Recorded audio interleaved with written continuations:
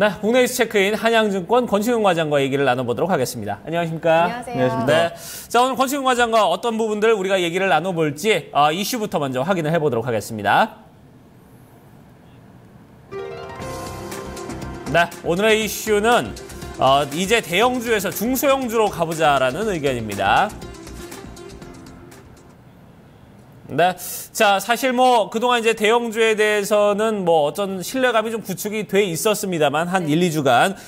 문제는 이제 코스피 시장, 코스닥 시장이었습니다. 이쪽이 좀 그동안 좀 많은 좀 불안감을 줬었는데, 7거래일 만에 이제 다시 좀 외국인들까지 매수세로 좀 돌아서면서 상승폭을 가져왔고, 최근에 봤던 폭 중에는 좀 가장 컸던 폭이 아닌가 하는 생각이 듭니다. 네, 맞습니다. 말씀하신 대로 양시장이 어제 좀 반등을 좀 굉장히 시원하게 해주긴 했습니다. 다만 한 달 정도 그 양시장의 온도 차이가 굉장히 극명하게 나뉘었던 것이 좀 사실입니다. 일단은 전일 코스피 같은 경우는 2,000원 이상 기간에서 다시 좀 매수를 해주면서 한 23포인트 상승한 2,033포인트까지 좀 상승하는 모습을 보였습니다. 코스닥도 한 7거래일 만에 반등에 좀 성공하는 모습을 보여줬는데요. 박스권 하단을 좀 지지하는 모습을 보여주면서 또 기간도 매도가 나오긴 했습니다만 한 290억 정도 매도가 나오긴 했습니다만 장 막판에 좀 매도가 좀 축소가 되면서 기존에 한 600억에서 1,000억 사이 좀 매도하는 모습에 비해서는 매도 물량이 좀 줄어든 그런 모습을 좀 보여줬습니다. 일단은 시장 상황에서는 전일 환율이 좀 급락하는 모습을 좀 보여줬습니다. 그러면서 달러 가치가 좀 많이 하락을 했고요. 아무래도 미국 지표 부진으로 금리 인상이 딜레이 될 것이라는 소식 때문에 좀 그랬던 것 같은데요. 아무래도 금리 인상기에는 달러 강세를 좀 대비해서 올랐던 자동차라든지 IT주, 좀 대형주들이 굉장히 좀 많이 올라왔었습니다. 이런 부분을 굉장히 좀 이제는 조심해야 될 부분이 아닌가라고 좀 생각을 하고 있고요.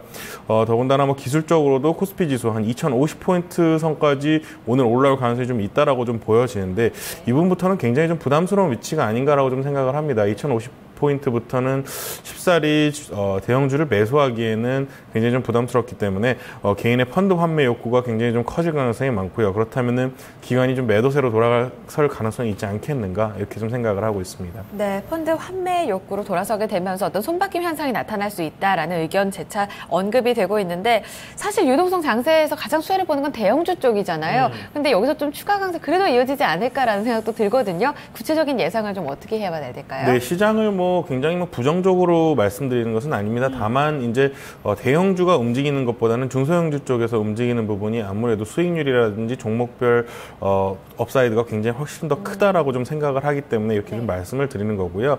일단은 그래도 대형주는 단기적으로 좀 조정을 예상하셔야 될 것 같습니다. 일단은 장이 좀 올라서 시작할 수는 있겠지만 전일 야간 선물에 외국인들이 좀 많은 물량을 좀 매도를 하는 모습을 좀 보여줬기 때문에 이런 부분에서는 좀 안 좋은 모습이 아니겠는가 좀 생각을 하고 있습니다. 다만 중소형주 쪽에서는 상대적으로 좀 강세 기조가 유지될 가능성이 많을 것 같습니다. 좀 오랜만에 제약, 바이오, 화장품 쪽에서 좀 성장성이 높은 종목군에서 좀 상승폭을 좀 이루지 않겠는가라고 생각을 하고 있고요. 금리 인상 전까지는 고PER 종목군이 좀 더 매력적이다라고 좀 생각하시면 될 것 같고요. 네. 또 아직까지는 글로벌 경기에 대한 믿음이 굉장히 좀 부족한 상황이라고 좀 보시면 될 것 같습니다. 그렇기 때문에 중국, 유럽, 일본 등이 추가 경기 부양책을 내놓을 가능성이 있다라고 좀 생각을 하신다면은 금리 인상으로 멈췄던 유동성 장세가 다시 한번 좀 시작할 가능성이 있다.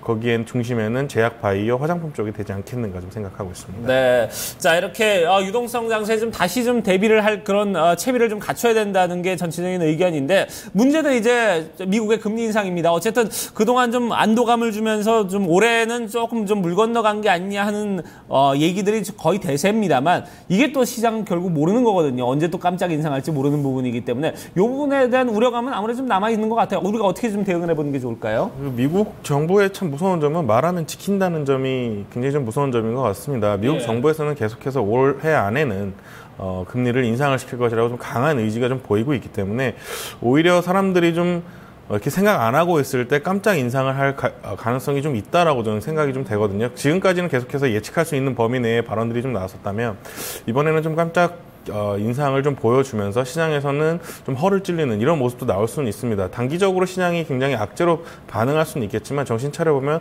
정말 경제에 미치는 효과는 미미하구나라는 것을 알려주기 위해서는 오히려 깜짝 상승이 나을 수도 있다라고 좀 생각을 하고 있기 때문에 물론 이번 10월 달이 지나가게 된다면 11월 달에는 금리 인상이 없을 것이고 12월 달에 가능성이 좀 있다고 보지만 일단은 한 3달 정도는 안도 랠리도 충분히 가능하다라고 좀 보여주고 있습니다. 다만 단기적인 이슈를 말씀드리면 이제 대형주보다 중소형주보다는 중소형주 쪽에서 좀 더 상승폭이 좀 좋을 것으로 좀 보고 있고요.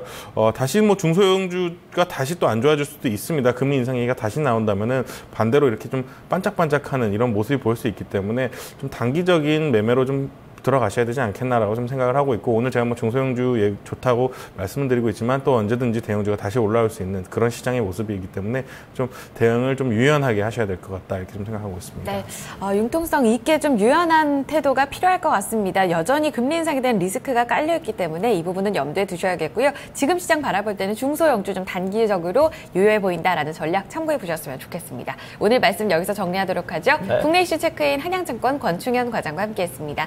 고맙습니다, 과장님. 고맙습니다.